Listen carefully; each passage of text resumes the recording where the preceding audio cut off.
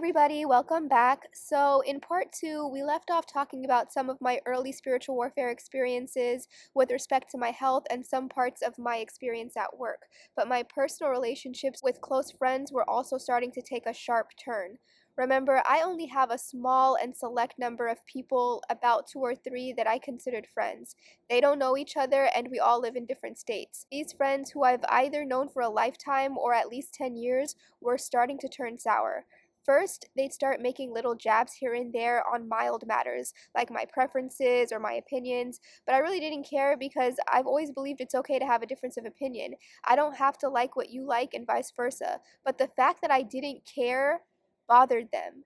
It's like they were triggered by the fact that I didn't care. The fact that I didn't care bothered them even more because it was like they wanted me to value their judgment over my own, which I don't. I'm an independent thinker, and part of what I like about other people is that they're also independent thinkers and come with their own different perspectives and insights and backgrounds. We're not five people sharing one brain. That's silly. I feel like we all benefit from a wide range of perspectives, experiences, and opinions.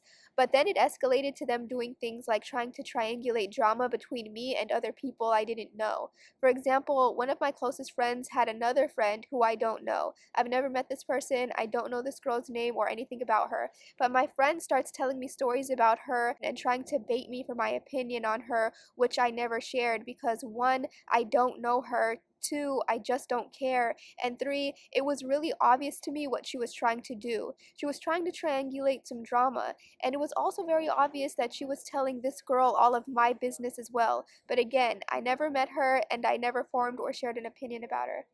But months later, when I flew out to her apartment for the first and only time, without mentioning anything to me, she invited the girl over without mentioning anything to me. The fact that you made it a point not to mention you were having someone over while I was there staying with you was suspect in and of itself. But then the way both of them were acting when she came over was so obviously catty to anyone who can read a room, especially since I had been staying on her sofa and she was now entertaining someone in the living room. For one, my friend didn't introduce us. Instead, she sat there quietly staring at me with this wide crocodile smile and then stared back at her friend with excitement, then back at me, then back at her friend, then back at me. It was so obvious she wanted something to pop off between me and her other friend, but nothing happened because we don't know each other. We never even spoke. In fact, I was flying out the very next morning and was busy packing my stuff. After I packed my stuff, I left the apartment to get coffee since I clearly wasn't being included and was not invited to partake in the wine and festivities they were engaging in, which was again so weird. So I just left the apartment, and when I reached for the doorknob, she made this furious face, like she was clearly upset that I just deflated and let the air out of all her plans to start some baseless drama. It was so stupid. Again, she never tells me she's having someone over, then she never introduces us, and then she never invites me to join them, and instead starts with this intense stare and crocodile smile, staring back and forth between the two of us. It was really obvious. I could read the room, and she was definitely trying to triangulate some petty drama, and it didn't work. I flew out the next morning and I never spoke to her again. Now, if you've been studying spiritual warfare, you know that the demonic spirits will use people to afflict you, but those people have to agree to be used. Demonic spirits can use anyone from a total stranger you just encountered in passing to lifelong friends and family, but only people who agree to be used by the devil are able to be used by the devil, which means the people being used have always had some level of secret disdain towards you, or they have a bad heart in general.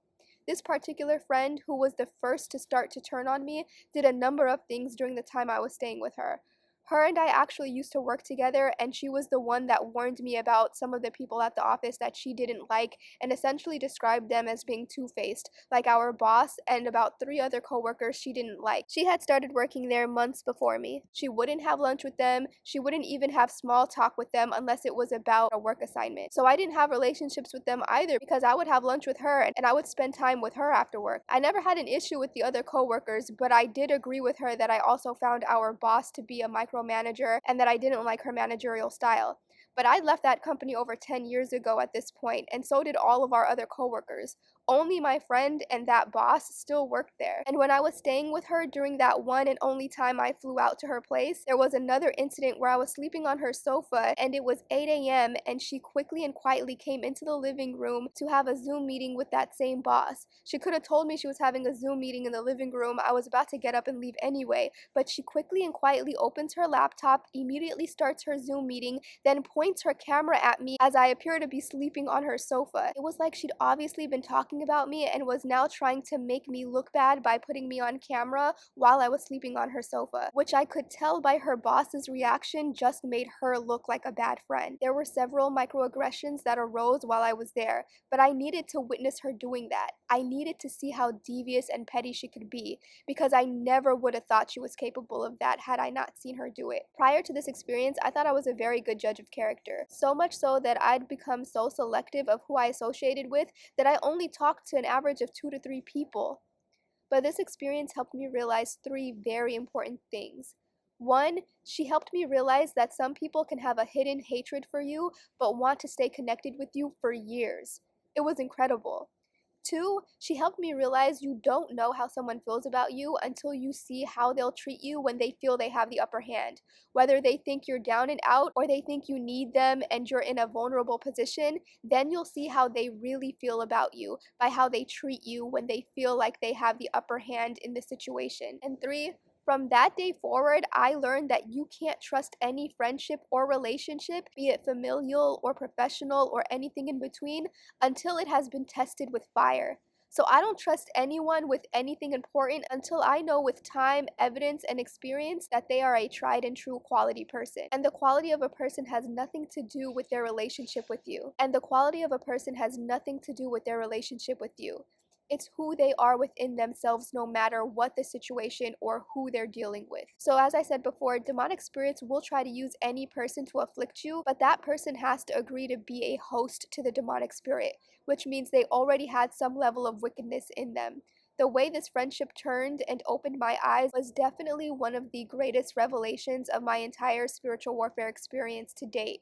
She really shocked me. She was one of my closest friends, and I would have done anything for her. But like I've explained before, spiritual warfare is a pruning stage, and part of that pruning involves shedding people God is trying to remove from your life, because these people can't come with you. So He'll let them disappoint you now so they can't tear you down later. So more and more relationships start to crumble as people start to expose themselves and their true nature. But one of the greater, more impactful points that occurred during this time was my decision to leave my job. I left because of how meaningless my work was and how fast time was passing. I was a technical writer. I basically wrote instruction manuals all day. I was paid well, but I wanted a meaningful life. I wanted to be a screenwriter, and I knew if I didn't take the leap now, I never would.